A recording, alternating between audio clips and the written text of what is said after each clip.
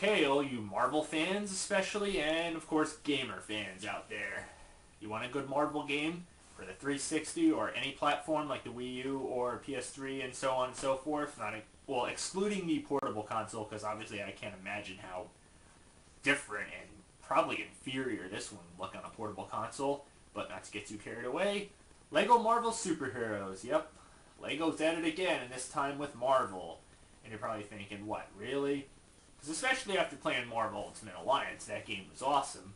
Even on the PSP as well, even though the PSP is pretty much dead, not to get too carried away. This one surprisingly exceeds. Yep, it brings justice to the Lego universe like you'd hoped for. Of course, I enjoyed Lego Batman and the Indiana Jones games and so on and so forth. Well, the first one to be exact. But this one, for any Marvel fan, will leave you foaming at the mouth by all means.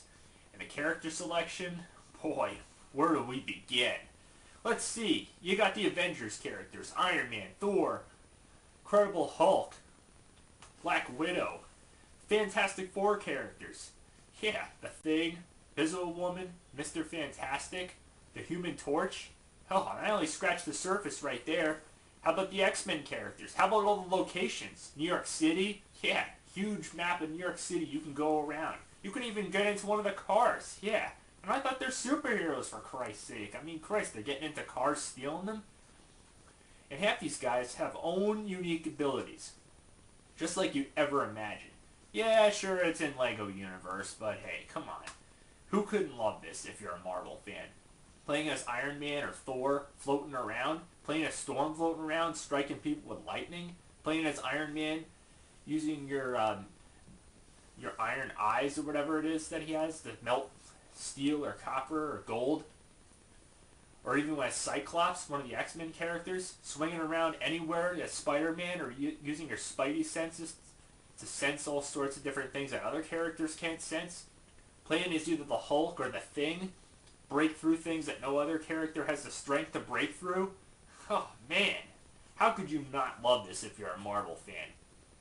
And like I said, I only scratched the surface right there. Of course you got the plot, and wow, after watching the Avengers, man, this is incredible. You're on the freaking SHIELD ship. Remember the one floating in the sky? You jump right down from there as whatever character you're assigned as. Of course, this is also part of the game that you can't really choose your characters. You assign whatever characters you get, in a team form, and you go on to pretty much fight evil. Yeah, for the villains, you got Loki, you got Magneto, Doctor Doom, Sandman, Red Skull, Doc Ock, and many, many more. Of course, they saved the biggest for last, the planet-eating Galactus. Yeah, as you remember from Fantastic Four. And that's the way he should look like. Not that crap that was featured in Fantastic Four: Rise of the Silver Surfer. And yeah, I'm not kidding, it's incredible.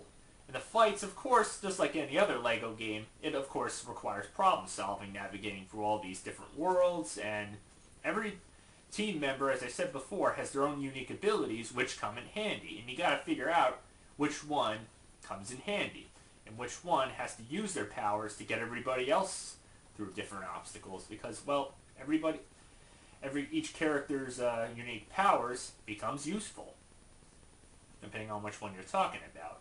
And this can get a little tricky sometimes, and fighting some enemies occasionally, especially the constantly respawning ones, can get a little monotonous after a while. And there comes times where I can get stuck occasionally, but it's not like this is the first time this has ever happened, no. But it's still a blast, especially if you team up with other human actual players. But, I play alone too as well. I'm sure anybody else does. Of course, you got the X-Mansion. You go into space and into Thor's world of Asgard. You go into the jungle, and of course, you fight freaking, as I said before, Galactus in the air. Man, talk about epic.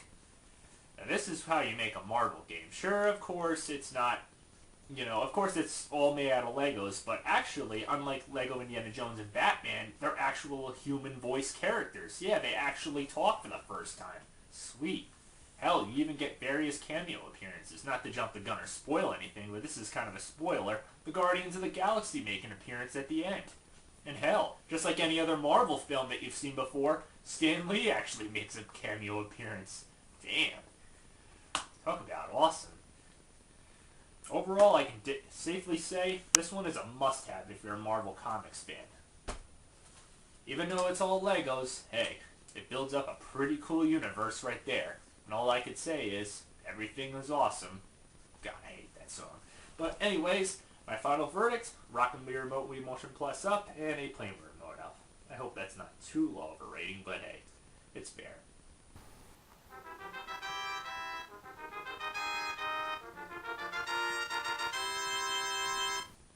So, till next time, happy gaming.